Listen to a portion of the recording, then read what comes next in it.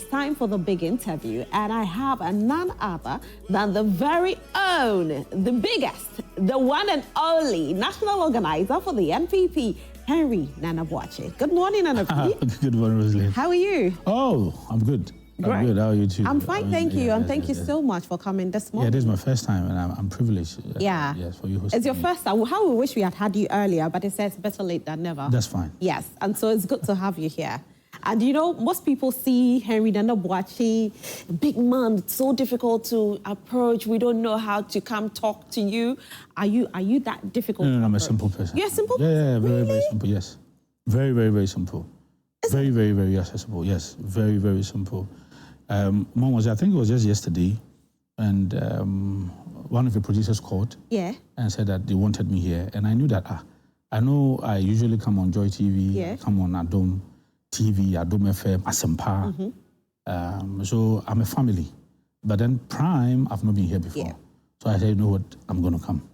So I am that. You're a very accessible. simple man. Yeah. If you're a very simple man, tell us a bit about yourself, Nana B. What do I say?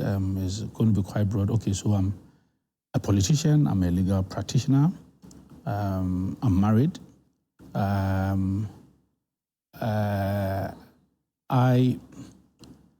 I like to watch movies, but the political aspect of me took that off. Okay. Yes, because you need to have time for these things, and then you're unable to do so. I went to Patriotic College.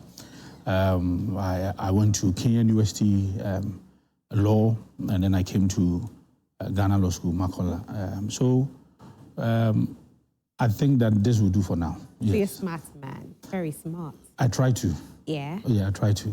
Not too smart, but I try to be smart and intelligent. So when did you decide to join politics? Oh, way back in school, even right from Patriotic College, I recall that we were having our 50th anniversary. It was 1999. His Excellency John Ajikun Kufuor was then the presidential candidate for the new Patriotic Party. He is also an old boy. So he came there, and I experienced the euphoria, the love, the enthusiasm that followed his presence on campus then. And for me, that swayed me. Okay, into the NPP? I had always, loved the NPP, but that was a very turning moment. It was a starting point. So I followed that election keenly, and I took part of that election as well. I was even a canvassing agent in the year 2000. And afterwards, in the university, I followed it up. I became a TESCON president. I became a polling station executive. That is way back, Takwa Nsoyim, that is University of Mines and Technology then. So afterwards, so I've served. I keep saying that in this party, I've spent more than half of my life on this planet doing active politics for the new Patriotic Party, right from first degree, and even when I was on Kenya University campus too, I was also a TESCON president. I then served as a communication officer for Ikrom constituency, Ashanti region. I was part of the campaign team and also communication team. And then national, I was in charge of events and programs for the National Youth Wing. I served with Samuel Uku then, who was the National Youth Organizer. And again, when we won in 2016, I was privileged to have been appointed as Deputy Executive Director for Ghana National Service Scheme. Shortly after that, I won the elections to become National Youth Organizer. And afterwards, too, I was honored by the party people to be the National Organizer of the new Patriotic Party. Unfortunately, we lost, and we are still managing the party in terms of reorganization and in terms of its structure. So, yes, it's been years. I can say that I've been in active politics for over 24 years. Oh, wow. Yes. 24 years in the NPP. Then please help me clear this. There's rumors that the NPP party is for the elites. Is it true? Oh, no, not at all. Because, as I said, for me, and from where I joined NPP and I started serving the NPP, and from the people I worked with, it is never true. And then we have so many people like that. We have a lot of people who were just ordinary students who just joined the party. I keep saying that even the current leadership of the New Patriotic Party, and even in Parliament, there are people there who were born out of, grassroots politics. Our leader in Parliament now, he was an assemblyman. If at a point he contested to be MP, he was disqualified. He never got discouraged. No, he's not. He's not elite? No, not at all. He's a very, if you go to his constituency, he's downtrodden, he's moved his people. Yes, the fact that he's a legal practitioner does not make him an elite, because that is why I'm saying that he has served at the base before. He's been an assemblyman before. An assemblyman, you move the people. He's loved by his people. Not only him, almost all the young people in Parliament now, I can say they were products of either student politics or TESCON, which is part of our grassroots base. But the NPP has a slogan, we have the men. It actually makes people think that we have the men means that we are the elite. I don't think so. I think we have the men was born out of the fact that, look, we have people to help in governance. We have people who can fit very well in positions where they can perform. That is how that we have the men came in. It was not, it didn't come out of we are the elite. No, I do not think so. How are you going to change the ordinary Ghanaians' mindset right now? Because most of them feel that during your tenure as government, you were proud, the party. Oh, I can say that, yeah, to some extent, you have some individuals who exhibit some form of arrogance, which obviously is unfortunate. But I would not say that it is a characteristic of the party, no. Because we have individuals forming the party. So if one person exhibits any form of arrogance or any disrespectful tenets or nature, it doesn't mean that that is the party for you. For me, we've been given the opportunity from in the year 2000 elections, we won the elections. We won the elections because we sold our message very well to the people of Ghana. We lost the elections in 2008. We came back stronger, and then we campaigned again, and in the year 2016, we won the elections. The psyche of the Ghanaian electorate should not be taken for granted. I keep saying that I'm happy with how we use democracy to solve issues in Ghana. We do not go by the gun. We do not go by the knife. No. Yes, we've had some isolated instances or isolated cases of violent, elections-related violence. But I'm happy that all of us, we have admitted that democracy is the way to go. We have accepted that democracy is the way to go. So you have NPP coming in, you have NDC going out. The decision will be with the masses. So that is why I've always respected the masses, the electorates. They will do what they think is right for them. If you are in power, you hand over peacefully, and then you go. That is what we have decided, and for me, that is the best. Anytime I have an NPP person sit in this seat, there's a question that I ask, and of course, once you are the national organizer, I'll have to ask you the same question. Why do you think you lost election 2024? 2024 was, for me, a bad year for incumbent governments all over the world. Research has shown that over 80% of incumbent government lost in the year 2024. And again, the research also points to the fact that it was because of post-COVID ramifications, post-COVID consequences, and also Russia-Ukraine war. We have a global economic crisis. Electorate will react to that. If you come from my village and you have some economic challenges, you will not blame it on these people.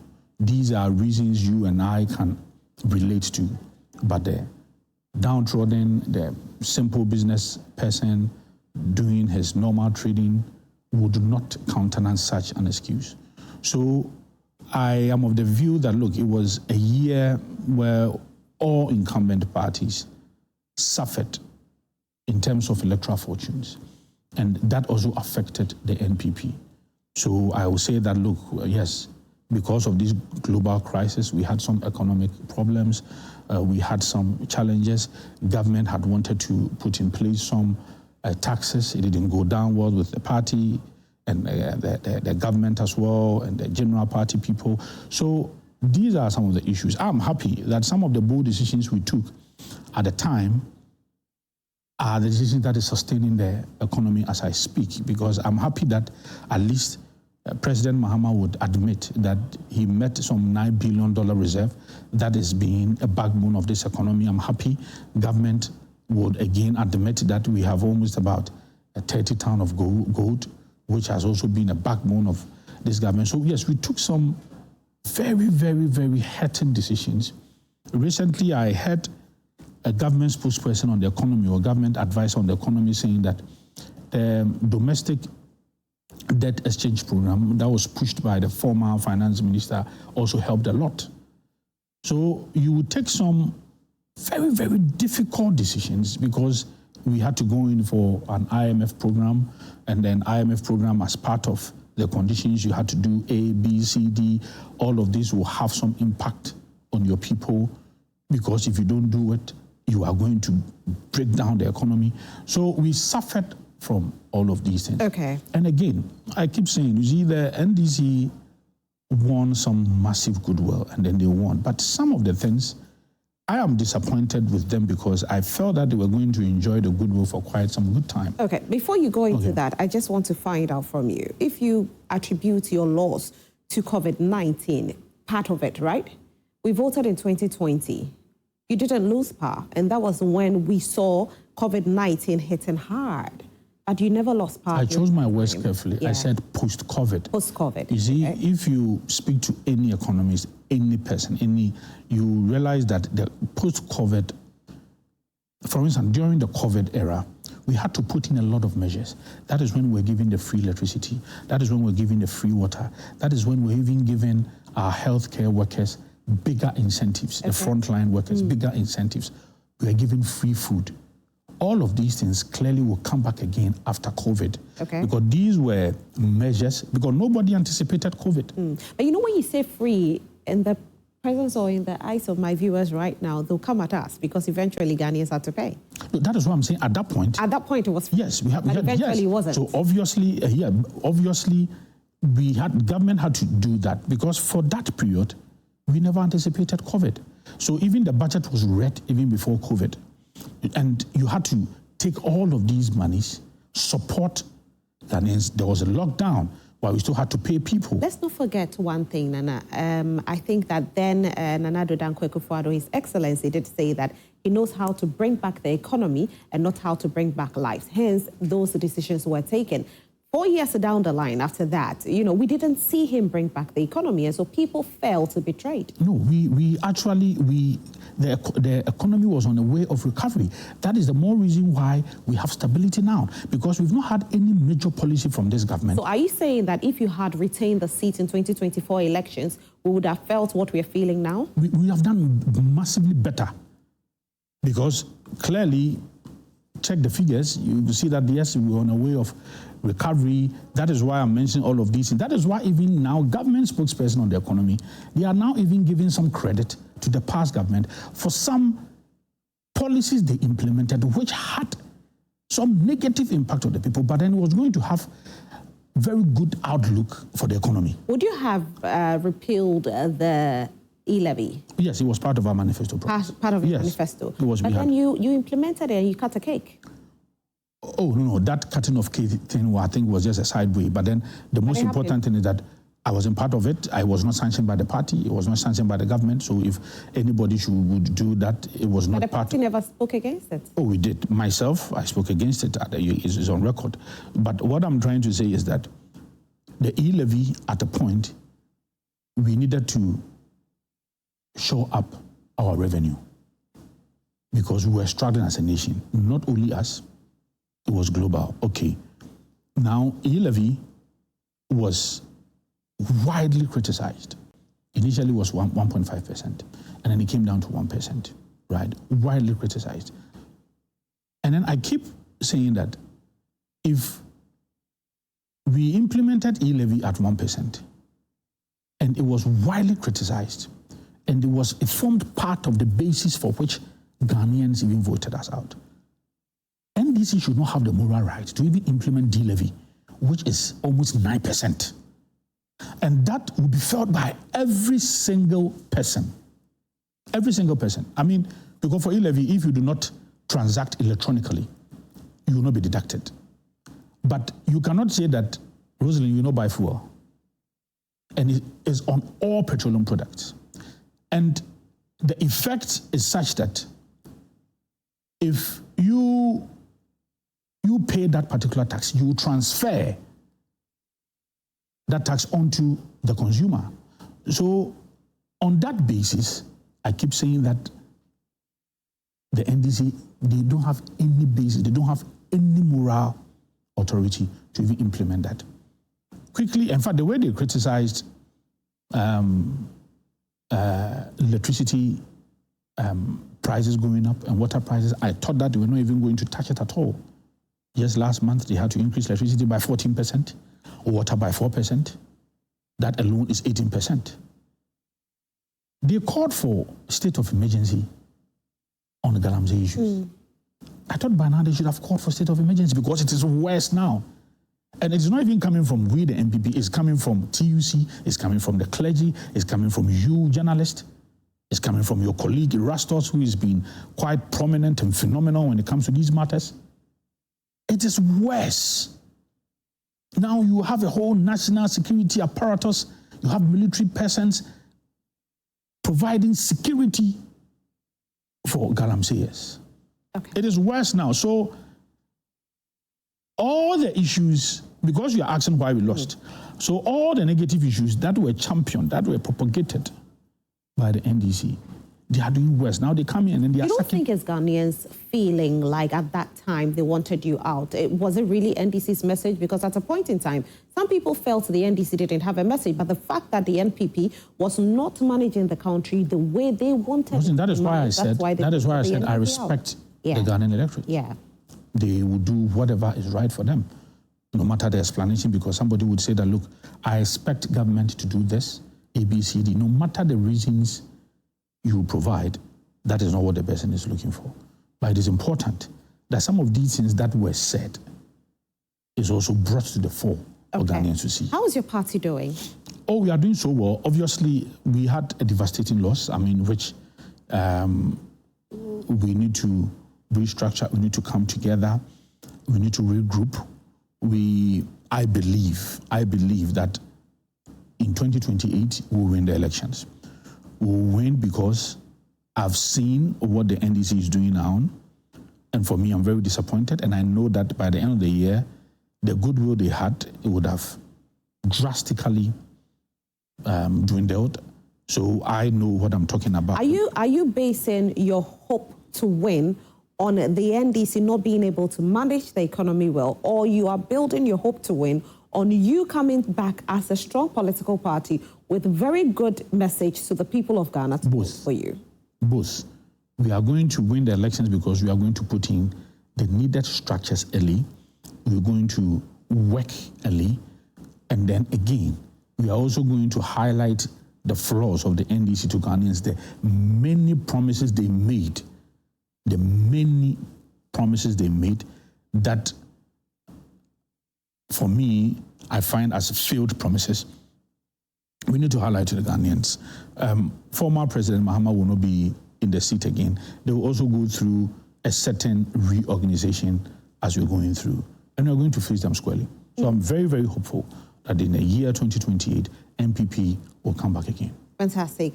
Who should be the flag bearer of the NPP? Who are you rallying behind, Nana B? Oh, no. I cannot rally behind any person. I'm a national officer. I'm neutral. But then any of these formidable persons who in recent times, they've declared their intention to contest as presidential primaries. I know any one of them will be a fantastic presidential candidate, and then the party will put in strong structures behind this person to become the next president. Fantastic. Again, I say fantastic. I say this because when we go on your social media platform, it's quite amazing that you have one main person who is trying to become the flag bearer of the party as your DP. Oh, no. I mean, it is not a current picture. Okay. It is the presidential candidate elections then. Why haven't you changed it? Oh, in fact, even this morning, somebody drew my attention to it, and I told my aide, the person who manages my social media, to just change it, because it was, if you check the picture, it is not as if it's a fresh picture. It is not as if maybe I took a picture of the vice president and then it is on there. If you check it, you see that it is 2024 elections. Okay. Yes. All right, so we have some people coming in strong. There's been a few words that have been, exchanged in the back. It's coming to media. We've seen it, we've heard it. Your party issued a communique yesterday calling on one person, Abronye, for disciplinary action. What did he say exactly that made you decide to do that? Okay, so Rosalind, because we have invited him and we have not even disclosed the matter to him, it will be improper for me to discuss these matters here. But what I can say briefly is that it borders on discipline matters. And even for that, we stated it in the letter. So as for that, I can say it. But then the details of the discussions to ensue when he appears before the leadership of the party, I will leave it at that point, because he's our regional chairman for Bono region. We have invited him to appear before the committee so that we can have some discussions. Right. Details of it, I will leave it for now. So is that the reason why we now have the Patriotic Institute? Tell us a bit about it. Thank you very much. The Patriotic Institute we are launching it today. We have the privilege of having the former president, His Excellency John Agyekum Kufuor, to launch it. It is an institute to train our party people. We have designed models, we have designed programs, and it's going to be, first of all, we have a physical structure where we have the training, and then we also have an online portal where we're also going to train people. We are going to train people on the party's ideology. We're going to train the people, and we'll be giving our certificate as well. Okay. Yes, we are going to train people. And you have to be an NPP member to be trained? Yes. Okay. Because it is purely for the new Patriotic Party, right from our grassroots, right from our people. That question came in. We want to have a system where maybe anybody at all would want to come in and study what the NPP is. It could be a journalist who wants to understand what we do. We can have that avenue. Do we have to pay to be a part of it? Not at all. All right. Not at all. Is it the same as the Dankwa Institute? No. This is part of the party structures now. Okay. It was discussed at National Council, and then Dankwa Institute, for me, is a think tank, or is maybe a civil society organization or something like that.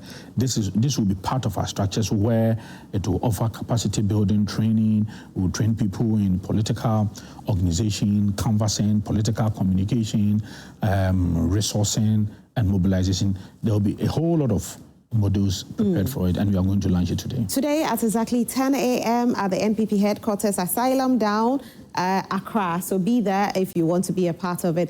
But you have been very vocal about the OSP versus Ken's case.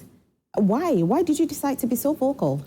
Oh, it's not a personal thing. For me, it's a party's position. Now, the OSP's mandate is clearly cut out. And we have laws in this country. You wrote to Ken Ofori-Atta, you want to have some interrogation with him. That is fair. The man is not in the country. He's written to you that he's not feeling well. He's undergoing some medical procedure in the US. He has indicated the hospital he is. Officials from the hospital also wrote to you. So for me, if you have very strong case against him, if you have enough evidence, proceed to court. Look, in our laws, we have trial and abstention. If you think that the person is not here and then you want to go to court, you can go to court. In fact, it is even an easier route. There are people who feel that you did this because you want to rerun as national organizer for the party. No, not at all. Because you have party leadership. You have the chairman, you have the general secretary, you have, even the former presidents. But you, Nana B, decided to take it upon yourself to lead that. No, it was a party decision that we hold a press conference. That you, Nana B, will lead it. Yes, of course. I mean, but there have been times where I've presented a lot of media. I have been the anchor for a lot of media. And this is not the first time. Okay.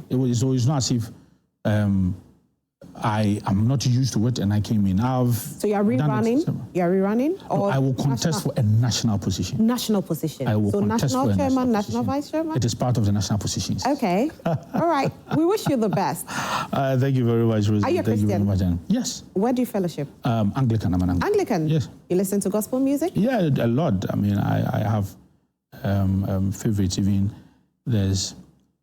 I do worship a lot. Okay. I love music. I love gospel music. And I know you love Shatta Wale. Shatta is a favorite. That is good. But you know Jack Alolome? Jack, yes. Yeah, Jack says he was your very good friend. He is still my very good friend. But he left to the NPP. That is fine. I mean, you didn't pay him.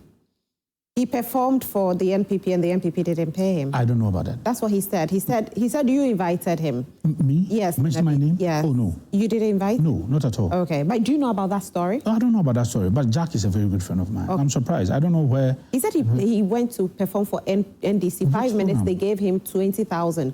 But the NPP never gave him money, so he had to switch. Well, I don't know the motivation. I don't know that, but I don't know the story. So it's making me very difficult. Should we play one of his songs for you? Jack Alolome. Oh, yes, I love Jack Alolome. Yeah, you love Jack Alolome. Which of his songs? There's this one with a very fast beat. Yeah. And even with his name in, he mentioned his name. Which one is that? Well. Yes, I've forgotten. But I love his songs. If you play it now, I think I can easily. Will you want to win him back into the party? Oh, in Akan, we said that and some for crash or more pedudo. Then to say, yeah, for. In fact, even President Muhammad will be NPP new Raipe. So if Jack Alolome comes back, you will accept me to the party. Yes, this is what we can say. Okay, that's and some 4 crowds or more pedudo. Then to say, yeah, for Jack Alolome. So if the NDC got him with money, will you use money to lure him back? I'm unable to comment about this because maybe if he tells me that he went to NDC because of money. He has said it. No, you are 20,000. No, but I'm not sure that is why he went there. He has said it. He said that is why. No, because the reason why I'm saying so is that you said that even when he performed for them, yes, they paid him something. 20,000. Not so something. Maybe it could be loyalty on the basis of loyalty. No, he said on the basis of commitment. Well, then I can comment about that. Nana B, thank you so much.